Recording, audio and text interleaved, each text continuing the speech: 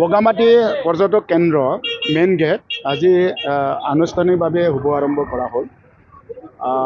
ইয়াত উপস্থিত হ'ব পাই মই নিজকে সুখী হৈছোঁ। আৰু এই বগামাটি পৰ্যটক কেন্দ্ৰটো অসমৰ বিটিআৰ অঞ্চলতে এটা নাম থকা এটা পৰ্যটক কেন্দ্ৰ। ইয়াত মানে বিটিআৰৰ ভিতৰতে সবচে বেছি পৰ্যটকসকলে আহি ইয়াত নতুন বছৰ শুভেচ্ছা দিব আহে, জনাব আহে। আৰু আজি মই পবিত্ৰ বৰদিনৰ সকলোকে মেৰি ক্ৰিছমাছৰ শুভেচ্ছা দিছোঁ। আশা কৰিছোঁ যোৱা 2 দিনত যি ধৰণে হাজাৰ হাজাৰ ৰাইজে আহি ইয়াত নতুন বছৰ শুভেচ্ছা জনোৱাৰ লগে লগে লগতে নিজৰ যি উদ্দেশ্য লৈ যাই থাকে, এই উদ্দেশ্য দৈনিক জীৱনৰ উদ্দেশ্যখিনি সফল কৰাৰ উদ্দেশ্যৰে ইয়াত পৰ্যটকসকলে পিকনিক খাবলৈ আহে। সকলো পৰ্যটকসকলক মই শুভেচ্ছা দিছোঁ। আৰু আশা কৰিছোঁ যোৱাবাৰ যেনেকৈ হাজাৰ হাজাৰ ইয়াতে পৰ্যটক আহিছে, ইয়াতকৈ বেছি এইবাৰ পৰ্যটকসকলে ইয়াতে আহিব, মোৰ এটা দৃঢ় বিশ্বাস আছে।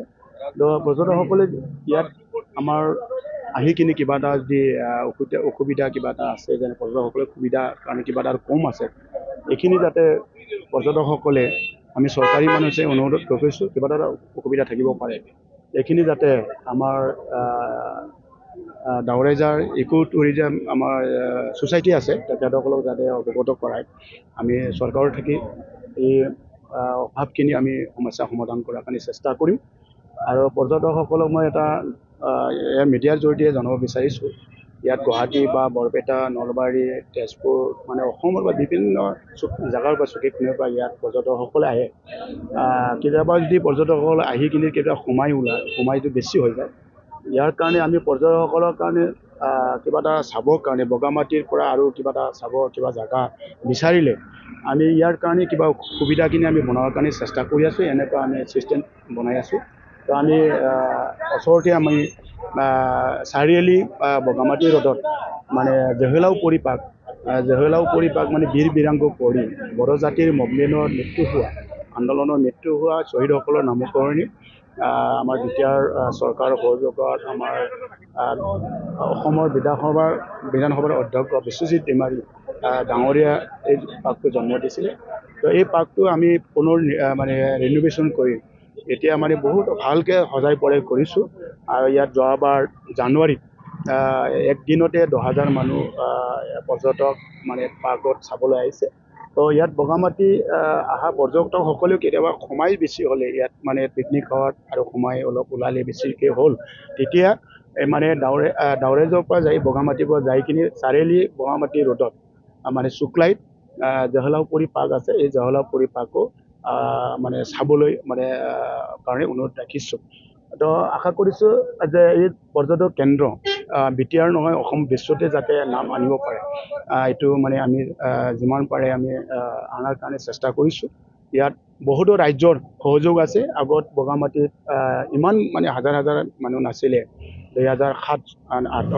লাহে লাহে আজি মানে হাজাৰ হাজাৰ মানে মানুহ এতিয়া মানে বিটিআৰ অঞ্চলতে সবচে বেছি মানে পৰ্যটক হোৱা এটা বগামাটি এটা পিকনিক স্পট হৈছে। তো আশা কৰিছোঁ আৰু ধন্যবাদ দিছোঁ যে এই আজি যে ইমান হাজাৰ হাজাৰ মানুহ আহিল, ভাল এটা নাম আনিলে। এইটো হ'ল আমাৰ হাজাৰ হাজাৰ ৰাইজৰ, আমাৰ অঞ্চলৰ বা আমাৰ অসমৰ বিভিন্ন জেগাৰ পৰা যি আহে তেখেতসকলৰ সহযোগ আছে। আৰু তেখেতৰ সহায়ৰ কাৰণে আজি বগামাটি আজি মানে বহুতো আগবাঢ়ি গৈছে। SOPটো আমাৰ জিলা প্ৰশাসনৰ পৰা আমাৰ এটা SOP বনোৱা হৈছে। এই SOP আমাৰ গাইডলাইন মতে যিখিনি নিয়ম গাইডলাইন আমি বাধা আছে, এইখিনি আমি অনুৰোধ ৰাখিছোঁ। মই এটা মানে চৰকাৰী মানুহ হিচাপে যাতে এই SOP যাতে মানি চলে।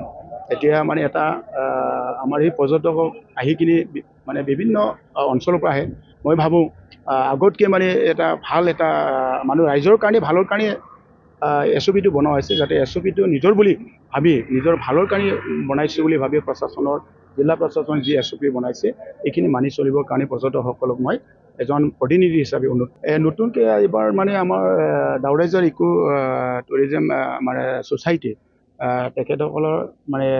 তেখেতসকলে যিখিনি মানে প্ৰচেষ্টাত কৰি আছে আগতকৈ মানে অলপ ভাল হোৱাৰ কাৰণে আজি বেছি মানুহ আহিব পাৰিছে।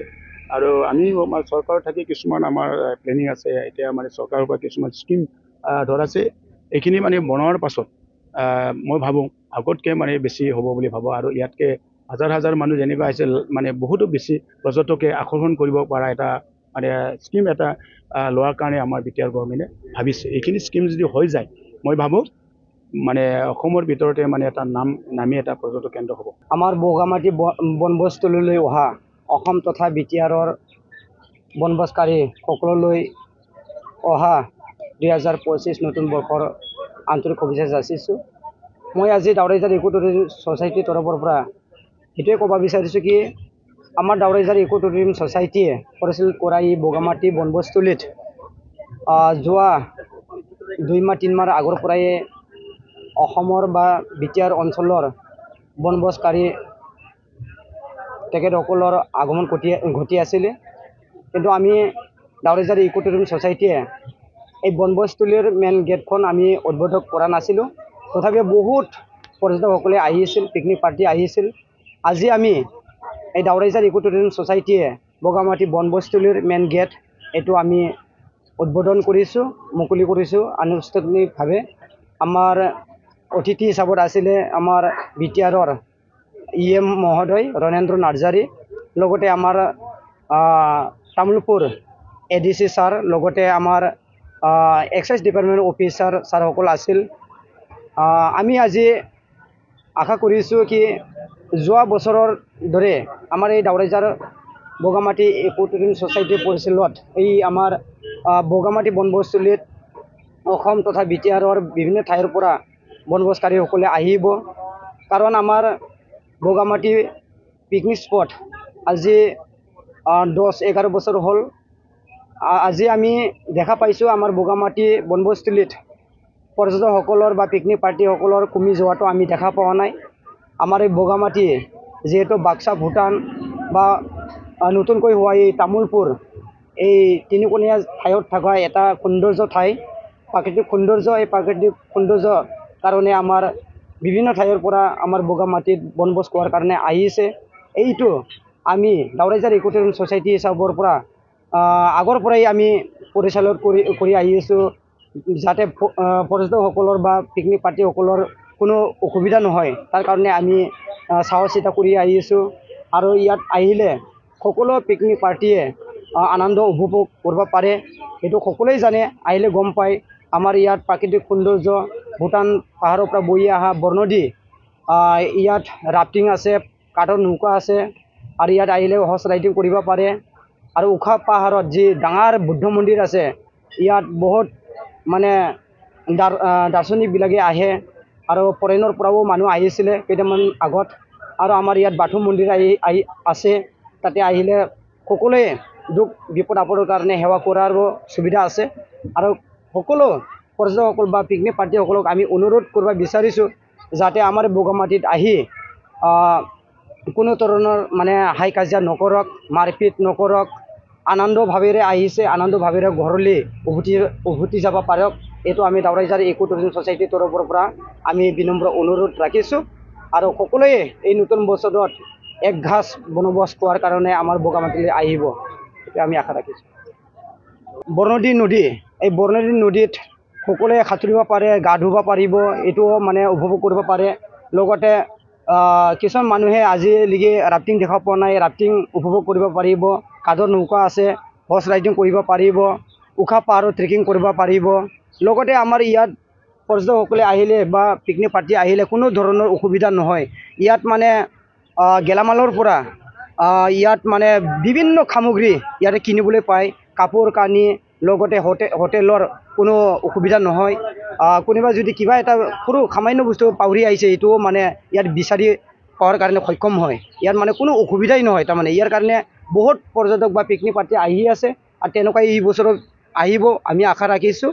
এইটোৱে আশা ৰাখিছোঁ কি আমাৰ যিহেতু পিকনিকত আহিলে মানুহবিলাকে কিছুমানে মানে নিচা দ্ৰব্য কৰে বা সেৱন কৰে, তেখেতসকলে যাতে খাই লৈ উৎপাদন নকৰক, মাৰপিট নকৰক।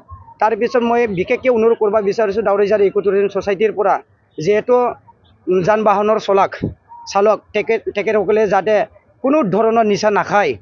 যিহেতু নিচা খোৱাৰ পিছত মানে 100 জন 150 জন বা 50-60 জনৰ যেহেতু ৰিস্ক লৈ পেলাই আনে তেখেতে যদি নিচা খায় তেতিয়াহ'লেতো সম্পূৰ্ণ মানে দায়িত্ব গাড়ী চালকৰ হয় তাৰ কাৰণে যাতে ইয়াত বগামাটিত আহি পেলাই কোনো ধৰণৰ নিচা নাখায় এইটো আমি অনুৰোধ কৰিছোঁ যিকোনো খবৰৰ বাবে যোগাযোগ কৰক 7099017330 লগতে 7099017110 নম্বৰত